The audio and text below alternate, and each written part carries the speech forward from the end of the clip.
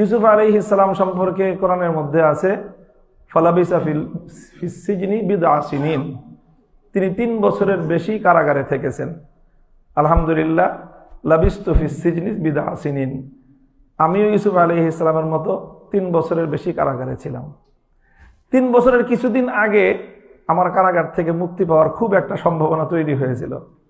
আমি সত্যি কথা বলতে ওই সময়টায় কারাগার থেকে তো মুক্তি পাওয়ার একটা আকাঙ্ক্ষা ছিলই, কিন্তু পাশাপাশি এই আকাঙ্ক্ষাটাও ছিল যে আল্লাহ যখন ইউসুফ আলাইহিস সালামের সুন্নত পালন করাইছেন তো সংখ্যাটাও পুরা করে দেন।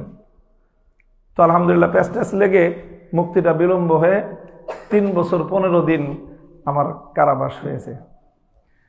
এখন আমি বর্তমান বাংলাদেশে দাঁড়িয়ে আমি কথা বলতে চাই যে এখন আমার এই জাতির, মুসলিম জাতির যেই নেতৃত্ব আছে সেই জায়গাটায় বর্তমানে আমি নিজেকে মনে করি যে এই জাতির বিভিন্ন দিক বিবেচনায় ইন্নী হাফিজুন আলিম, আমি এই জাতিকে বেশ কিছু ক্ষেত্রে নেতৃত্ব পূর্ণভাবে দিতে না পারলেও নেতৃত্বের টিমের মধ্যে যদি আমি থাকি তাহলে এই জাতিকে আমি অনেক বেশি সার্ভিস আল্লাহর কোরআন এবং নবীর হাদিসের আলোকে দিতে পারবো ইনশাআল্লাহ।